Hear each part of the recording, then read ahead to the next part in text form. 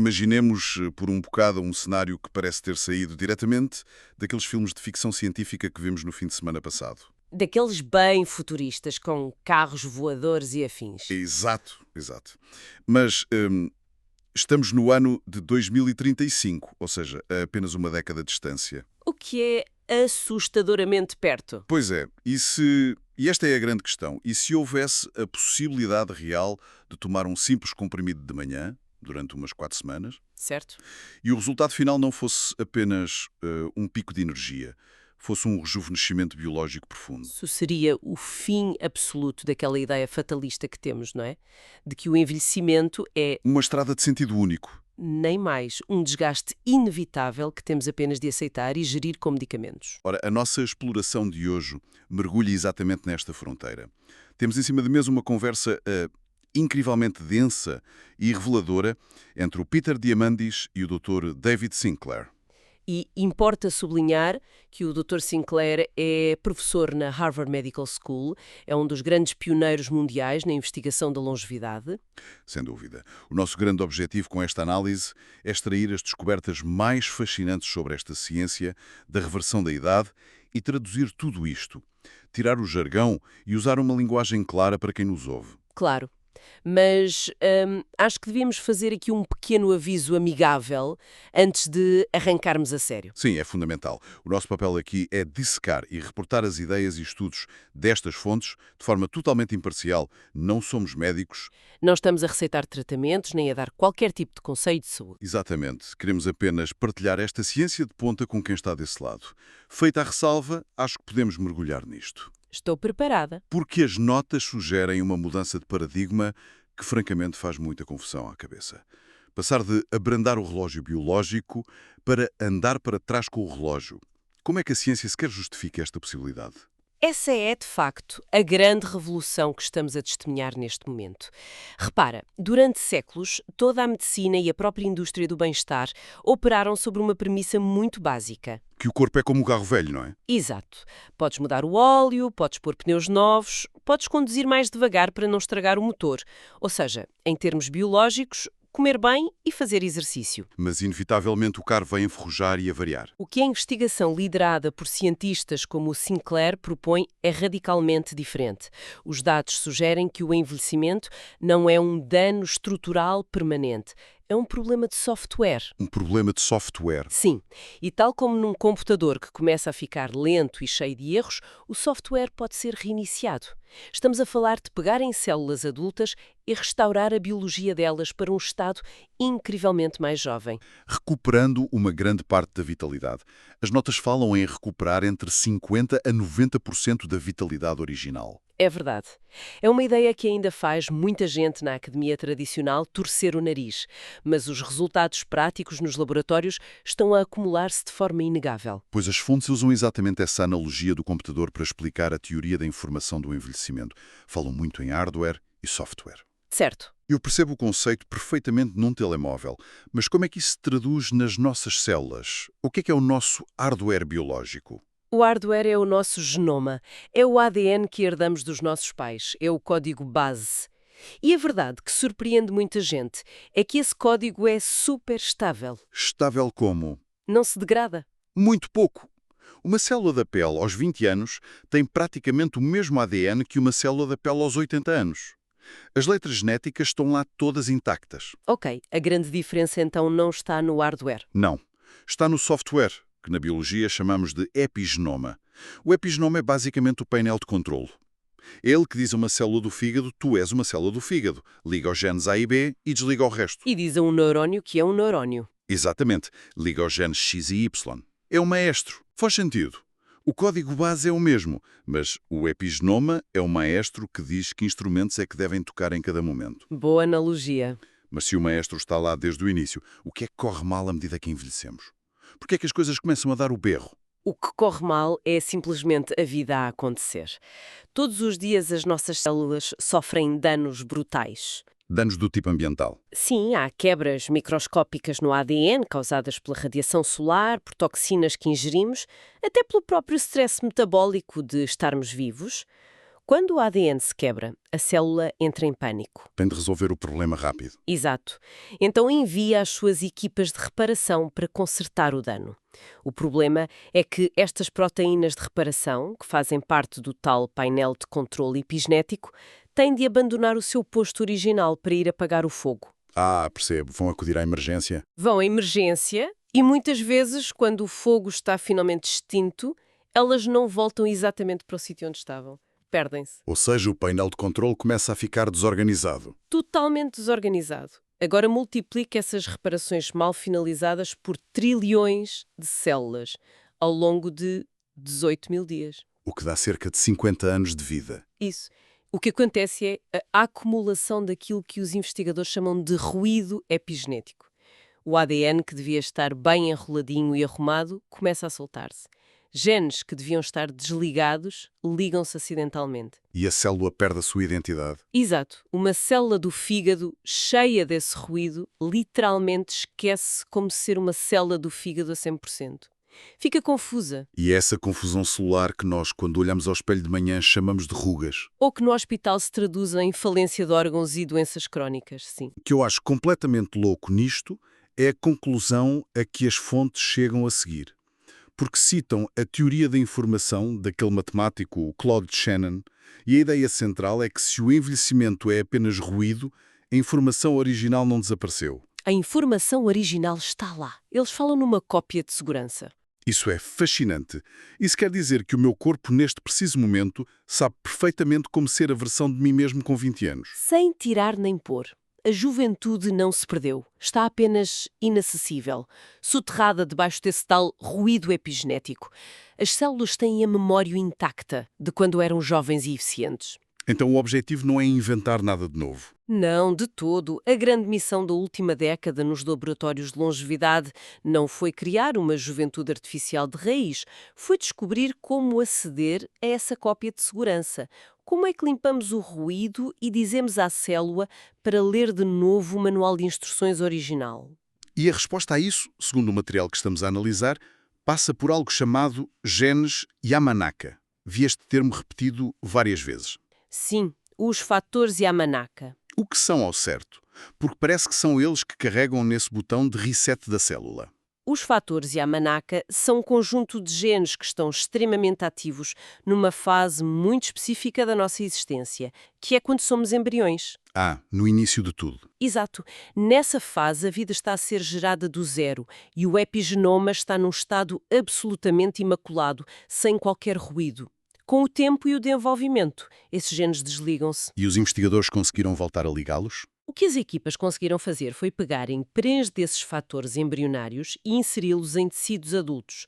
Ao ativá-los temporariamente e de forma muito controlada, eles funcionam como uma espécie de polidor que limpa o ruído epigenético. Com o tal reiniciar do software. Sim, a célula vai buscar a cópia de segurança e rejuvenesce. E o aspecto crucial aqui é a palavra controle. Porquê? O que acontece se deixarmos os genes ligados demasiado tempo? Se os ativarem durante demasiado tempo, a célula reverte totalmente a sua idade até se tornar de novo numa célula estaminal. Perde a sua identidade por completo, o que no corpo humano formaria tumores. Ui, isso é perigoso. É, mas a dose certa limpa apenas a idade, mantendo a identidade e a função da célula completamente intactas. Isso leva-me a um exemplo nas notas que me deixou boquiaberto, porque até aqui podíamos estar a falar apenas de células isoladas numa placa de laboratório. Certo. Mas eles testaram isto na visão de primatas, certo? Macacos mais velhos que já tinham perdido a visão. Sim, esse é talvez o marco experimental mais impressionante partilhado nesta conversa. Eles utilizaram macacos que sofriam de cegueira induzida tanto por danos no nervo óptico como pelo simples envelhecimento natural do olho. E o que é que lhes fizeram? Através de terapia genética, ativaram os 3 genes Yamanaka especificamente nas células danificadas do globo ocular dos macacos. E abrandaram a perda de visão? Não foi um abrandamento. Foi uma regeneração colossal. O nervo óptico rejuvenesceu cerca de 95%. O tecido voltou na sua biologia a um estado jovem e os primatas recuperaram a capacidade de ver. Recuperaram a visão. Isso é incrível. Mas fica a pensar, porquê começar logo pelos olhos? Quando pensamos em reverter a idade, a primeira coisa que vem à cabeça é a pele, o coração, os músculos. Faz sentido que as pessoas pensem nisso, mas o olho é o ambiente de teste perfeito por duas grandes razões. Primeiro, é um compartimento isolado do resto do corpo. Ou seja, a terapia genética não se espalha. Exatamente, torna a entrega muito mais contida e segura para testes iniciais. E segundo, é incrivelmente fácil medir os resultados empíricos de forma objetiva. Como é que medem? Basta verificar se os impulsos elétricos do nervo óptico estão a chegar ao cérebro. Devido a este sucesso estrondoso nos animais, a empresa associada à investigação, a Life Biosciences, já está a preparar ensaios clínicos em humanos. Já para aplicar em doenças específicas. Sim, inicialmente para tratar coisas como o glaucoma e a neuropatia óptica, também conhecida por NION, que afeta subitamente o fluxo de sangue para o olho. Mas as fontes deixam claríssimo que curar doenças oculares não é de todo a meta final deles. Longe disso, os olhos são apenas a prova de conceito. O objetivo a longo prazo, que eles discutem abertamente, é a entrega sistémica. O sonho e o plano de trabalho atual é conseguir administrar esta reprogramação a todo o corpo humano em simultâneo. Rejuvenescer tudo de uma vez? Restaurar o sistema imunitário, o coração, o fígado, o cérebro, tudo ao mesmo tempo. Isso levanta-me uma grande dúvida sobre o tempo que isto tudo vai demorar. Eu lembro-me de ouvir falar destas promessas de terapias genéticas há anos. E a verdade é que demoram sempre décadas a chegar às pessoas comuns. É a queixa habitual. Mas aqui os fontes falam numa aceleração alucinante de todo o processo de testes. E dão muito crédito à inteligência artificial. Como é que um algoritmo consegue acelerar a biologia? Bem, a grande barreira da biologia tradicional era o mundo físico em si. Destacar compostos significava que um cientista tinha de cultivar células numa placa, aplicar um determinado químico, esperar semanas, E depois ir olhar para o microscópio. ir olhar, perceber que falhou e repetir todo este processo artesanal. O que a inteligência artificial fez agora foi transformar a biologia numa ciência de dados pura. Tirou o processo do laboratório físico. Em grande parte, sim. Hoje, graças à capacidade de prever estruturas de proteínas em computador, muito deste trabalho já não é feito em placas de Petri, mas sim in silico. In silico, ou seja, em simulações virtuais de computador. Exatamente. O que antigamente demoraria 100 mil anos a testar manualmente composto a composto, a inteligência artificial consegue simular e analisar no espaço de um único mês. Há um sistema mencionado nas notas chamado Dash AI que ilustra isso na perfeição. O que é exatamente este Dash AI? É um computador que fica a olhar para as células. É essencialmente isso, mas a uma velocidade incompreensível para nós. O Dash AI é um sistema avançado de visão por computador que foi treinado com milhares de dados para reconhecer a idade biológica de uma célula só pela aparência. Consegue olhar para a imagem microscópica e dar uma idade. Sim. Diz em nanosegundos, esta célula comporta-se como se tivesse 80 anos. Depois, quando os investigadores aplicam um dos compostos rejuvenescedores, o sistema analisa novamente a imagem. E vê se resultou. E diz de imediato, agora comporta-se como se tivesse 20 anos. Este ciclo de resposta instantânea permite descartar o que não funciona quase em tempo real e focar os recursos apenas no que dá resultados reais. Isso liga-se a outro ponto que vi nas fontes e que, confesso, resolve um dos meus maiores ceticismos em relação a isto tudo. Porque quando se fala em terapia genética, a primeira coisa que vem à cabeça é o custo absurdo. Tratamentos para a elite. Exato. Seria um tratamento de milhões de euros que só os ultra-ricos teriam acesso. Mas a inteligência artificial também está a ser usada para tentar resolver o problema do custo e do acesso, não é? Substituindo a própria terapia genética. Isso é a verdadeira mudança de paradigma para a saúde pública mundial. A terapia genética clássica exige o uso de vetores virais. Que são o quê? Vírus. Vírus inofensivos criados em laboratório que servem de veículo para entregar os genes de Yamanaka dentro das nossas células. Mas produzir e administrar estes vetores virais é um processo moroso e caríssimo. Então, qual é a alternativa que encontraram? Pediram à inteligência artificial para vasculhar bibliotecas virtuais com bilhões de pequenas moléculas químicas. O objetivo era encontrar compostos muito baratos que, ao serem simplesmente ingeridos, causassem nas células exatamente a mesma reação de limpeza epigenética. Sem precisar dos vírus. E as notas dizem que já estão a encontrar esses compostos químicos. Já estão a encontrar candidatos muito fortes, o que significa que no futuro, em vez de uma infusão hospitalar de milhões, poderemos estar a falar de um tratamento em forma de um simples comprimido, um comprimido que poderá custar escassos cêntimos por dia. A promessa de um comprimido mágico barato para daqui a uma década é alucinante. Mas quem nos ouve deve estar a pensar o mesmo que eu. E o que é que nós fazemos, entretanto? O nosso corpo está a acumular esse tal ruído agora mesmo. É a pergunta de US$ 1 milhão. E a conversa entre os dois especialistas explora a fundo os protocolos atuais do próprio David Sinclair. O homem já passou dos 50 anos, mas os testes biológicos que ele faz mostram que as células dele são muito mais jovens. O que é que ele anda a fazer hoje para proteger o epigenoma? O protocolo atual dele não tenta reverter a idade na escala maciça de que falámos até agora. Foca-se antes em fornecer ao corpo as ferramentas máximas de defesa e de reparação que a ciência atual permite. Portanto, não é um botão de reset total, é mais uma equipa de manutenção de elite. Boa forma de ver as coisas. E para entender o que ele faz, temos de voltar à mecânica da célula. Lembras-te de falarmos das equipas de reparação do ADN? Sim, que saíam do posto e deixavam o painel desorganizado. Ora bem, as mais vitais dessas equipas chamam-se sirtuínas. Elas são as grandes guardiões do epigenoma. São elas que mantêm os genes indesejados, bem fechados e arrumados.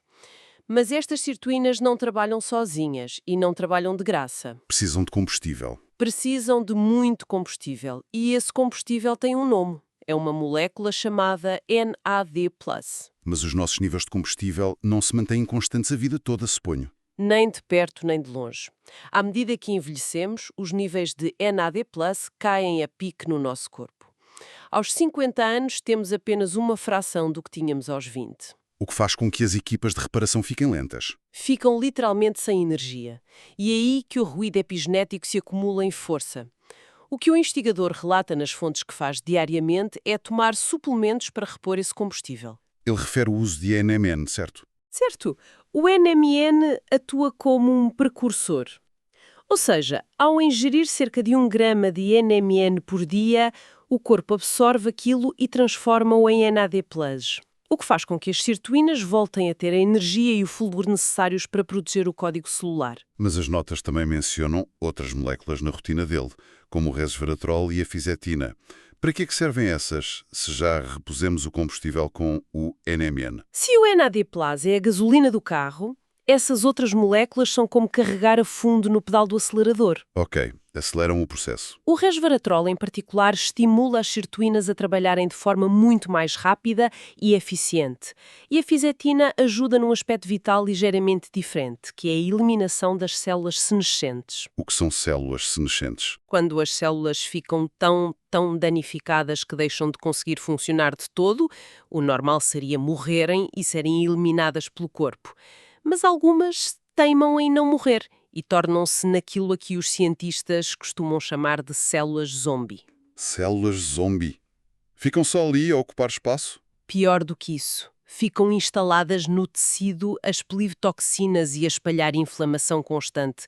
Isto acelera brutalmente o envelhecimento das células saudáveis que estão à volta delas. Como uma maçã podre que estraga a fruteira toda. Exatamente isso. A fisetina ajuda o corpo a localizar e a destruir essas maçãs podres, esses zombies celulares. Certo. Mas tenho a certeza que não podemos simplesmente comer hambúrgueres e doces todos os dias e esperar que um punhado de suplementos de manhã resolva o assunto.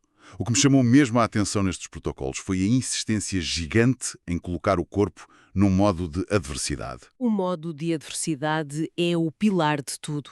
Aparentemente, a abundância e o conforto extremo em que vivemos hoje em dia no mundo ocidental são péssimos para o nosso epigenoma. É um ponto central desta biologia. Repara, a nossa genética evoluiu durante centenas de milhares de anos num ambiente de extrema escassez e de frio. O corpo humano está programado para aguentar períodos sem comida e com stress físico. E hoje em dia temos frigoríficos cheios e aquecimento central. Pois, quando há sempre nutrientes disponíveis de 3 em 3 horas, as nossas células entram num modo perpétuo de crescimento e reprodução. Se estão focadas em crescer, ignoram a manutenção básica e a limpeza. Então o protocolo do Sinclair foca-se em simular essa escassez ancestral. Sim, principalmente através do jejum intermitente. O hábito que ele descreve nas fontes é evitar completamente o pequeno almoço e concentrar a ingestão de calorias numa janela muito curta ao final do dia. Isso obriga a uma mudança de mentalidade gigante. Pensa na nossa rotina em Portugal. Aquele pequeno almoço com uma torrada, o pastel de nata, a meia de leite, é sagrado para muita gente? É culturalmente muito difícil, mas biologicamente, ao passares várias horas do dia sem comida, os sensores de nutrientes da célula disparam um alarme de sobrevivência. A célula pensa: acabou-se a comida, temos de proteger o que temos. E o que é que o corpo faz nesse estado de alarme? Para de focar no crescimento e aciona processos defensivos como a autofagia. A autofagia é o grande serviço de limpeza celular. O corpo começa a reciclar proteínas velhas e a reparar ativamente os danos no ADN para sobreviver à escassez. E a dieta dele também é bastante vigorosa quando finalmente come. As fontes indicam que 90-95% do que ele ingere é de base vegetal, evitando quase totalmente a carne. Por que cortar a proteína animal? Tem muito a ver com sensores metabólicos específicos que detectam a presença de certos aminoácidos. E esses aminoácidos são superabundantes na carne. Onde comemos um belo bife. Exato. Quando consumimos grandes quantidades de carne, esses sensores recebem imediatamente a mensagem de que há recursos de sobra. E lá está. Desligam os mecanismos de reparação e estimulam o envelhecimento celular em prol do crescimento a curto prazo. Portanto, reduzir a carne é mais uma forma de fazer bluff com o corpo e mantê-lo num estado de alerta e reparação. Nem mais. É uma otimização contínua desse estresse positivo. Tudo isto leva-me a uma questão super atual e que as próprias fontes fazem questão de sublinhar como sendo um risco enorme nos dias de hoje. Falo daquela explosão recente de pessoas a usar medicamentos agressivos para perda de peso, os chamados agonistas de GLP-1. Sim, estão em todo lado agora. Esses medicamentos essencialmente imitam a sensação de saciedade e cortam o apetite. Colocam o corpo num estado de escassez e perda de peso de forma muito fácil. Mas o Sinclair aponta um perigo subjacente a isto tudo, seja o jejum extremo ou o uso desses medicamentos. E o perigo é a perda de músculo. Por que é que o músculo é assim tão crucial quando falamos de longevidade? É uma ressalva vital, porque a perda muscular não é de todo uma mera questão de estética ou de força para carregar as compras. Mas as pessoas focam-se no peso que vem na balança? E esse é o erro.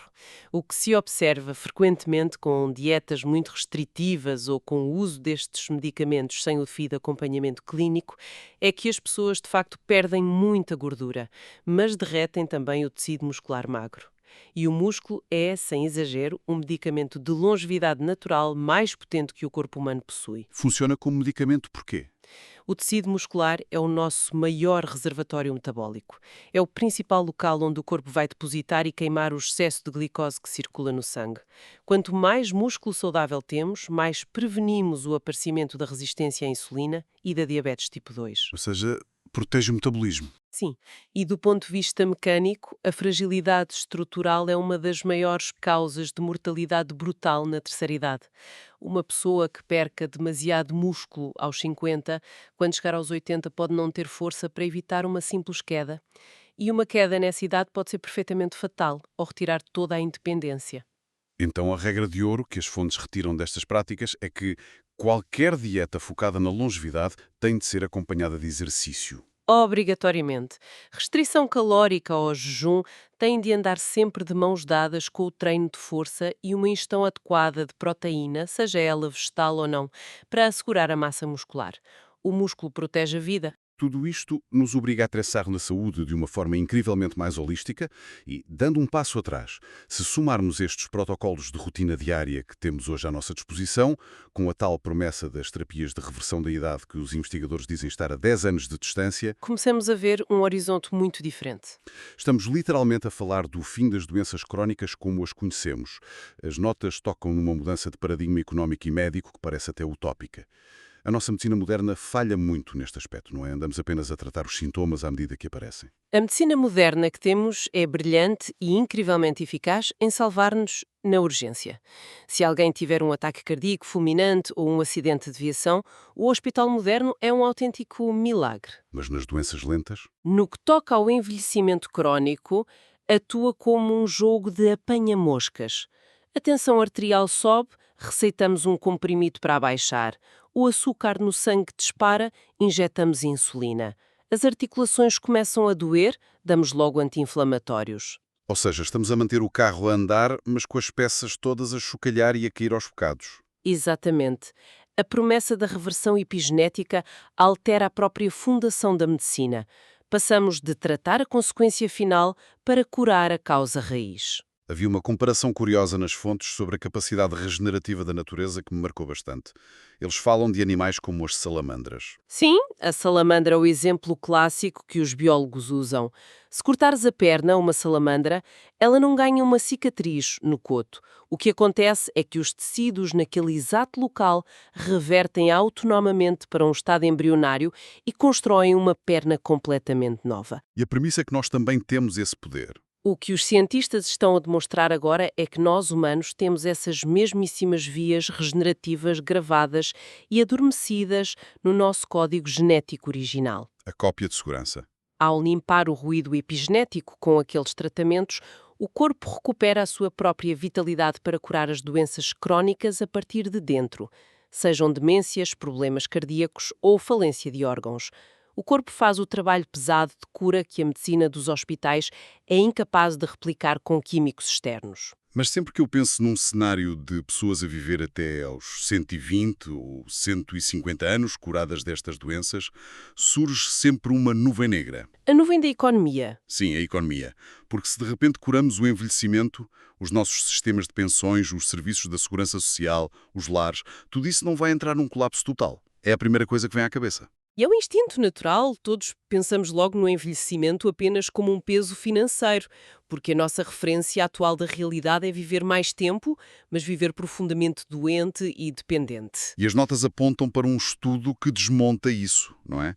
Um estudo de economistas de Harvard e da Universidade de Oxford sobre o real valor financeiro da longevidade. Sim. O que esta nova economia da longevidade demonstra é que prolongar a vida saudável não é um fardo, é, na verdade, a maior oportunidade financeira e de crescimento da história da humanidade. E tem valores concretos para apoiar isso. Tem.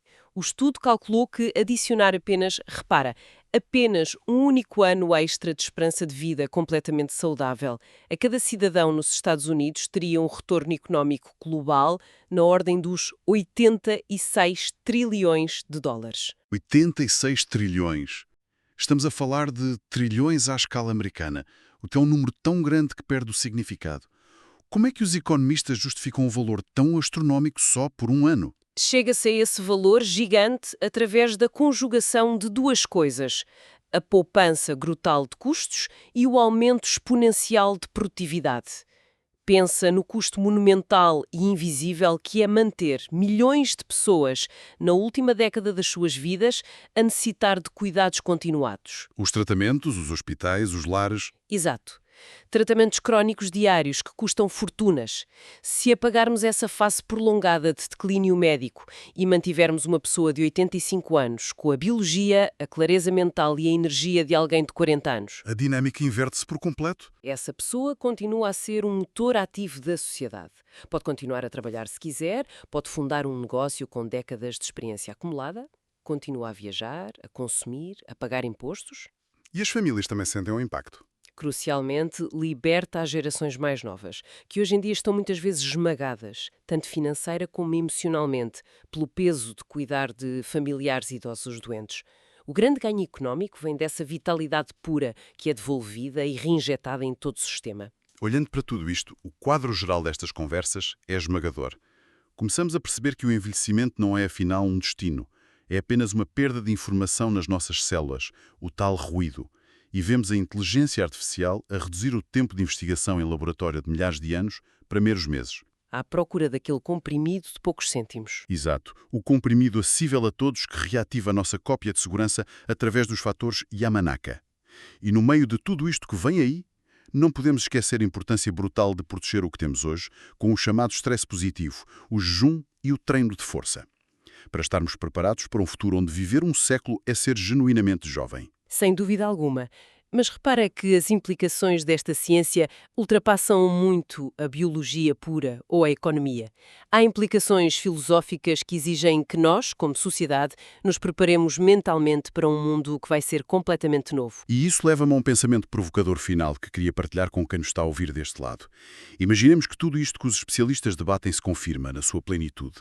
Que o tratamento funciona e fica disponível. Que o tal comprimido está na prateleira da farmácia na próxima década e de repente começamos todos a viver 150 anos, mas com a biologia robusta dos nossos 30. Como é que se planeia uma vida assim? Muda as regras todas. A nossa sociedade atual foi construída em torno de um relógio biológico muito apertado.